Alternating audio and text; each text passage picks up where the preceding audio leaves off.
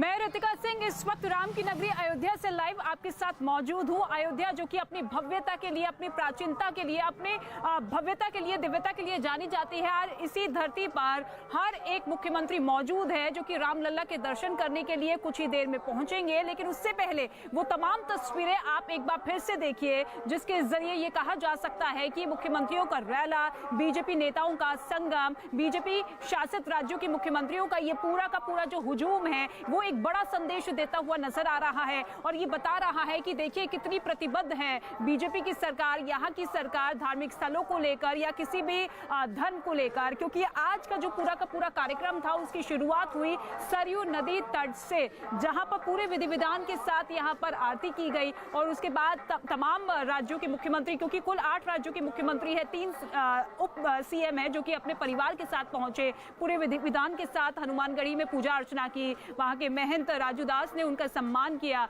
और ये बताया कि देखिए कितनी बड़ी उपलब्धि के तौर पर आज पूरा का पूरा देश इस तस्वीर को देख रहा है। क्योंकि अभी तक तमाम सरकारें केवल आश्वस्त करती थी और यहाँ तक कि बचती थी राम मंदिर के निर्माण को लेकर, लेकिन सुप्रीम कोर्ट के ऐतिहासिक फैसले के बाद अब वो सपना साकार होता हुआ नजर आ रहा है। और 2023 में पहले चरण का काम भी शुरू हो जाएगा और ऐसे में उसके बाद श्रद्धालुओं के दर्शन की शुरुआत होगी। कैसा रहा दर्शन सर? बहुत बढ़िया रहा दर्शन, मन प्रसन्न हुआ। मुझे लगता है यहाँ आने के बाद यानी बहुत ही मन प्रसन्न हुआ। मुझे लगता है मैं आदित्यनाथ योगी जी का, मोदी जी का बहुत बहुत अभिनंदन करता हूँ कि जिस तरह से यहाँ पे डेवलपमेंट हुआ है, इसी तरह से मैं उनको बहुत बहुत बधाई देता हूँ। इसके बाद रामलला के दर्शन करने के लिए जाएंगे? अभी इसके बाद में रामलला का दर्शन होगा। अयोध्या में जाके रामलला का दर्शन। कैसी रही सर सरयू नदी की? बहुत आरती बहुत अच्छी रही, मन प्रसन्न रहा। बहुत बढ़िया, जय श्री राम। पहले काशी और उसके बाद अयोध्या पहुंचे। जय श्री राम, जय श्री राम। कैसा रहा दर्शन? बहुत अच्छा दर्शन हो गया, बहुत अच्छा दर्शन। बहुत बढ़िया, बहुत अच्छा लगा। अपने आप को भाग्यशाली महसूस कर रहा हूँ। और इसके बाद आप जाएंगे रामलला के दर्शन? रामलला का दर्शन होगा और फिर वापस पहले काशी फिर अयोध्या। सनातन का जय हो। बिहार के डिप्टी सीएम तारकेश्वर प्रसाद जी पहुंचे अयोध्या।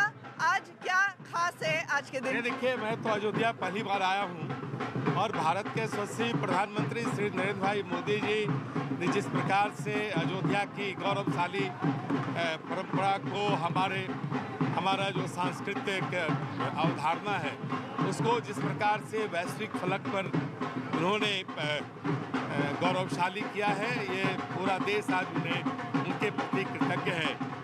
और इससे बड़ा सौभाग्य हो ही नहीं सकता है। मर्यादा पुरुषोत्तम राम हम सबों के आदर्श हैं, पूरे राष्ट्र के आदर्श हैं, पूरे विश्व के आदर्श हैं। इसके आकर हम सब यहाँ काफ़ी अच्छा महसूस कर रहे हैं। ये हमारे लिए गौरवशाली। लोग कतराते थे अयोध्या आने में, नेता कतराते थे अयोध्या आने में?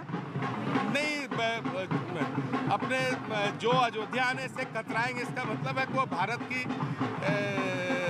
की जो सांस्कृतिक परंपरा रही है उससे वो कतराते हैं।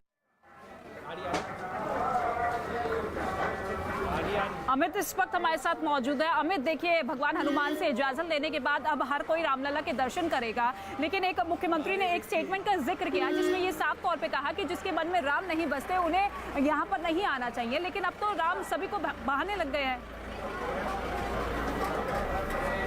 जी हाँ, बिल्कुल। सुप्रीम कोर्ट के आदेश के बाद से जो नेता कतराते थे कि उन्हें अयोध्या नहीं आया, लेकिन सुप्रीम कोर्ट के आदेश के बाद जब अयोध्या में भव्य राम मंदिर का निर्माण शुरू हुआ उसके बाद जो नेता हैं वो लगातार अयोध्या की तरफ अपना रुख कर रहे हैं। और उसी की तरह हमने देखा कि जिस तरीके से 8 मुख्यमंत्री जो बीजेपी शासित प्रदेश हैं उसके 8 मुख्यमंत्री, 3 डिप्टी सीएम जिसमें से 2 बिहार के 2 डिप्टी सीएम थे, राज्यसभा सांसद विनय सहस्त्रबुद्धे, वो तमाम लोग जो हैं, तमाम नेता जो हैं वो अयोध्या पहुंचे। पहले सरयू में वहां पर आरती देखा, आरती करने के बाद सीधे वो पहुंचे हनुमानगढ़ी आने के पीछे भी एक अपना मकसद है। यहाँ पर एक मान्यता है कि जो भी रामलला का दर्शन करने के लिए यहाँ पहुंचेंगे सबसे पहले हनुमानगढ़ी आएंगे, क्योंकि हनुमानगढ़ी ही अयोध्या के रक्षक, भगवान हनुमान ही अयोध्या के रक्षक माने जाते हैं। और इसी वजह से जो है सभी जो श्रद्धालु होते हैं सबसे पहले हनुमानगढ़ी में दर्शन करते हैं। हनुमानगढ़ी में दर्शन करने के बाद और उसके बाद सीधे रामलला के दर्शन करने जाते हैं।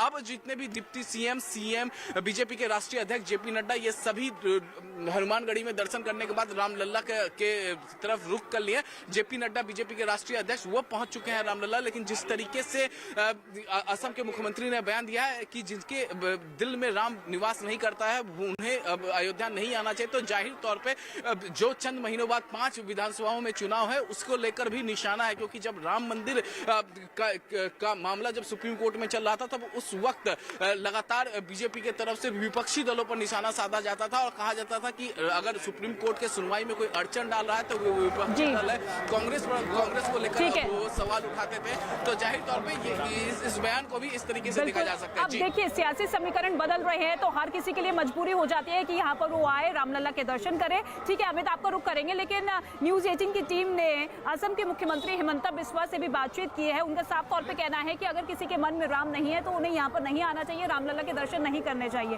क्या कुछ कहा गया, सुनिए सर। हेमंत बिस्वा शर्मा हमारे साथ हैं। दादा, सवाल ये बनता है कि अयोध्या आने से लोग कतराते थे और आज इतने नेता एक साथ, 8 मुख्यमंत्री, 3 उप मुख्यमंत्री। देखिए, अयोध्या आने में लोग कभी भी नहीं कतरता था। अयोध्या तो राम का जन्मभूमि है, लोगों को आना चाहिए और ज़्यादा आना चाहिए। काशी, दिव्य काशी अब भव्य अयोध्या। हाँ, मेरा लगता है कि ये शुरुआत है और हमें बहुत दूर रास्ता जाना है। बहुत से नेता दिखे हैं दादा जो पहले नहीं आते थे कभी अयोध्या, लेकिन अब अयोध्या का रुख कर रहे हैं वो भी। देखिए, जो मन में भक्ति है उनको आना चाहिए, लेकिन जिसका मन में बाबर है उनको आना नहीं चाहिए। आप पहले भी अयोध्या आए हैं, आज क्या अंतर, क्या भावना में? अभी जो अयोध्या है और यहाँ में आने से आपको ऐसा लगेगा कि भारत का एक नया उत्थान हुआ है।